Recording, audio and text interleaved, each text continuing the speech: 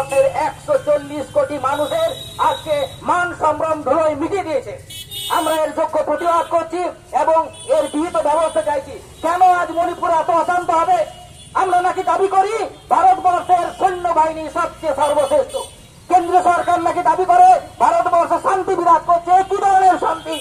প্রকাশ্য রাস্তায় দুই নারীকে বিভক্ত করে অত্যাচার করা হচ্ছে, তাদের সঙ্গে ঘৃণ্য ব্যবহার করাচ্ছে, অথচ সরকার নীরব। এ লজ্জা রাখি কোথায়? এ লজ্জা শুধুমাত্র আদিবাসীদের লজ্জা নয়, এ লজ্জা সমগ্র ভারতবাসীর লজ্জা। কেন সরকার নীরব থাকবে? কেন প্রশাসন পদক্ষেপ নেবে না? আপনারা যদি দেখেন সেখানে তথ্য কি ভয়ঙ্কর উঠে আসছে। প্রায় দেখা যাচ্ছে 65,000-এরও বেশি মানুষ আজ ঘর ছাড়া। দেখা যাচ্ছে 4,500-টির বেশি বাড়িকে আগুনে জ্বালিয়ে দেওয়া হয়েছে। প্রায় 250-এর বেশি মানুষ আজ মৃত্যু মুখে পতিত হয়েছে। দায়ভার কে নেবে? কেন প্রশাসনের পক্ষ থেকে কঠোর পদক্ষেপ নেওয়া হয়নি? আমরা এর জবাব চাইতে এসেছি। এ জবাব আমরা চাইছি শুধুমাত্র আদিবাসী মানুষরা চাইছি না, আমরা চাইছি প্রত্যেকটা ভারতবাসী। এ লজ্জা ভারতবাসীর লজ্জা। এখানে প্রচার করা হচ্ছে ঢালাও করে বেটি বাঁচাও বেটি পড়াও। যদি এই আদর্শ হয় সরকারের, যদি সরকার দাবি করে যে তারা কঠোর হাতে এটার নিবারণ করবে, শান্তি শৃঙ্খলা বজায় রাখতে সমর্থ হবে, কোথায় সে প্রশাসনের পদক্ষেপ? আমরা এর প্রত্যেকটা আমাদের দাবির আমরা জবাব চাইতে এসেছি এবং এই দাবি শুধুমাত্র এখানে নয়, এই দাবিপত্র আমরা পাঠিয়েছি রাজ্য প্রশাসনের কাছে, আমরা পাঠিয়েছি কেন্দ্রীয় সরকারের কাছে, আমরা পাঠিয়েছি ন্যাশনাল কমিশন ফর শিডিউল ট্রাইবের কাছে। ভাবতে লজ্জা লাগে, ভারতবর্ষে নাকি আদিবাসী উন্নয়নের বন্যা বইছে। ভারতবর্ষে আদিবাসীদের দেখভাল করার জন্য রয়েছে কে? National commission for schedule tribe রয়েছে, রাজ্যগুলোতে রয়েছে ট্রাইবেল অ্যাডভাইজার কাউন্সিল রয়েছে, আলাদা মন্ত্রক আদিবাসী উন্নয়ন মন্ত্রক রয়েছে। কেন কেন আজ তাহলে এ ধরনের একটা নৃশংস অত্যাচার সংগঠিত হলো? কেন আজকে কেন্দ্রীয় সরকার, কেন আজকে মণিপুরের সরকার কঠোর পদক্ষেপ নিল না? আজকে আমরা দেখতে পাচ্ছি বর্তমানে আমাদের যিনি রয়েছেন প্রধানমন্ত্রী, তিনি ঢালাও করে প্রচার করেন বেটি বাঁচাও বেটি পড়াও, আদিবাসী উন্নয়ন, এবং তিনি গর্ব করে বলেন আমরাই সেই দল যে দল নাকি ভারতবর্ষের বুকে প্রথম আদিবাসী মহিলাকে রাষ্ট্রপতি হিসেবে নিযুক্ত করেছি। তবে আজ কেন ভারতবর্ষের দিকে দিকে এইভাবে আদিবাসী নারী পুরুষের উপর এত নৃশংস এবং নির্ঘৃণ একটা অত্যাচার সংগঠিত হচ্ছে? কেন আমরা দেখতে পাবো প্রকাশ্য দিবালোকে স্ব মানুষ মিলে দুই আদিবাসী নারীকে সমস্ত বস্ত্র হরণ করে তাদের উপর তাদের গোপন অঙ্গে হাত দিয়ে তাদেরকে নৃশংস ভাবে নির্মম ভাবে তাদের সম্মানহানি করছে? কেন হবে? আমাদের লজ্জা লাগে না? আমরা ভারতবাসী, আমাদের ভারতবর্ষের প্রত্যেকটা মানুষের কাছে লজ্জার একটা চরম একটা নির্ঘৃণ ঘটনা ঘটেছে। আমরা কেন্দ্রীয় সরকার, আমরা মণিপুরের সরকারের কাছে এই দাবি তুলছি অবিলম্বে যারা এই সমস্ত ঘটনার সঙ্গে যুক্ত রয়েছে তাদের প্রত্যেককে কঠোর থেকে কঠোর শাস্তি দেওয়া হোক, নতুবা এই যে বিরোধ বিক্ষোভ আজ সংগঠিত হয়েছে, আজ শুরু হচ্ছে, তা দিকে দিকে পশ্চিমবঙ্গ, পুরুলিয়া পশ্চিমবঙ্গ ছাড়িয়ে আজকে সমগ্র ভারতবর্ষব্যাপী ছড়িয়ে পড়বে। ভুলে গেলে চলবে না, আদিবাসীরা হচ্ছে ভারত ভূমির আদি সন্তান। তাদের প্রতি এরকম ন্যাক্কারজনক ঘটনা সংঘটিত হবে, তাই নাকি তারা নীরব থাকবে, তাই নাকি তারা চুপ করে থাকবে?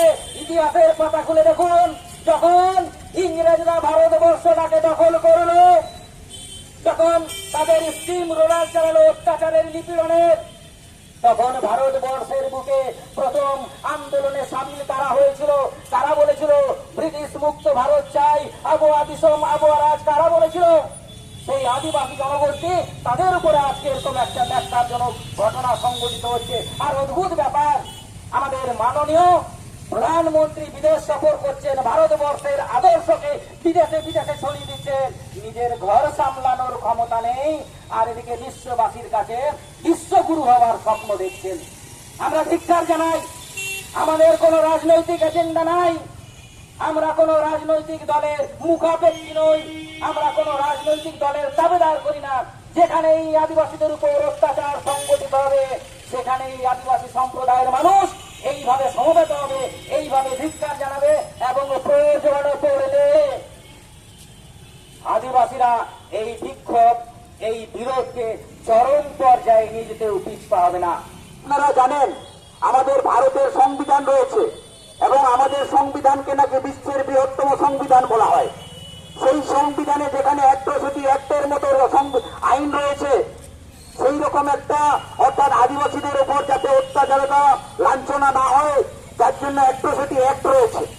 কিন্তু দেখবেন আজকে একটা ঘটনা হওয়ার পর 3 মাস অতিক্রান্ত হয়ে গেল, যেখানে অ্যাট্রসিটি অ্যাক্টে বলা হচ্ছে কোন আদিবাসীদের উপর যদি অত্যাচার হয় 24 ঘন্টার মধ্যে তার প্রতিবাদ করতে হবে, 24 ঘন্টার মধ্যে সেই দোষীদের গ্রেপ্তার করতে হবে। কিন্তু আজ 3 মাস অতিক্রান্ত, তবুও আমরা সংবাদ মাধ্যমে যেটা পেয়েছি, যেটা জেনেছি, মণিপুরে যেখানে শতাধিক লোক 2 জন নারীকে বিবস্ত্র করে প্রকাশ্যে রাস্তায় নিয়ে যাচ্ছে এবং যেখানে ভিডিওতে আমরা পরিষ্কার দেখতে পাচ্ছি মুখগুলো, তারপরে কিন্তু সেখানে কজনকে গ্রেপ্তার করা হয়েছে, শেষ পর্যন্ত খবর পর্যন্ত 5 জনকে মাত্র।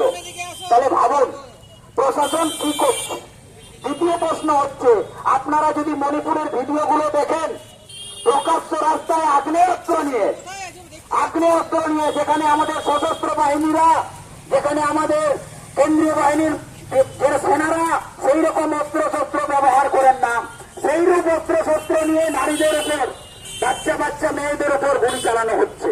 তাহলে এখানে প্রশ্ন, আপনারা নিজেরাই ভাবুন, রাষ্ট্রীয় মদত ছাড়া, প্রশাসনিক মদত ছাড়া এটা কি সম্ভব? একটা রাজ্য বা একটা রাষ্ট্রে প্রত্যক্ষ রাস্তায় আগ্নেয়াস্ত্র নিয়ে একটা দাঙ্গা হবে? আজকে জাতিগত দাঙ্গা সৃষ্টি করা হয়েছে, আমি তো বলবো এটা রাষ্ট্রীয় মদতে সৃষ্টি করা হয়েছে এবং এই যে এই আদিবাসীদেরকে শেষ করার জন্য এই সমস্ত দাঙ্গা করা হচ্ছে। এটা কোনো দাঙ্গা নয়, এটা মেকি দাঙ্গা, এটা রাষ্ট্রীয় মদতে। নইলে রাষ্ট্রীয় মদত ছাড়া আগ্নেয়াস্ত্র নিয়ে রাস্তায় কখনো এইরকম কেউ ঘুরে বেড়াতে পারে না। কি করছে প্রশাসন, কি করছে কেন্দ্রীয় সরকার? এত কেন্দ্রীয় বাহিনী রয়েছে, কেন নিয়ে যেতে পারছে না মণিপুরে? তাহলে বন্ধুগণ, এই বিষয়ে আর বিশেষ কোনো বলার দরকার নেই। আপনারা দিকে দেখছে, আজ শুধু মণিপুর নয়, আজকে মহিলারা, আজকে হয়তো মণিপুরে আদিবাসী বলেই আদিবাসী, শুধু মণিপুর নয়, কয়েকদিন আগেই দেখবেন মালদা জেলায় আমাদের এরকম একটা ঘটনা ঘটেছে। সেখানেও আমরা দেখছি একটা হাটের মধ্যে 2 জন নারীকে বিবস্ত্র করে মারা হচ্ছে। সে তাদের চুরি করতেই পারে, তা বলে তাদেরকে বিবস্ত্র করে মারতে হবে? কি করছে প্রশাসন? কোথায় আমাদের নারী সমাজ? যেখানে আমাদের পূর্ববর্তী বক্তা বলে গেছেন আমরা স্লোগান দিচ্ছি বেটি বাড়াও বেটি বাঁচাও, তারপরেও নারীদের উপর এরকম যদি অত্যাচার হয় তাহলে কোথায়? আমরা কোন রাষ্ট্রে, কোন রাজ্যে, কোন দেশে বাস করি?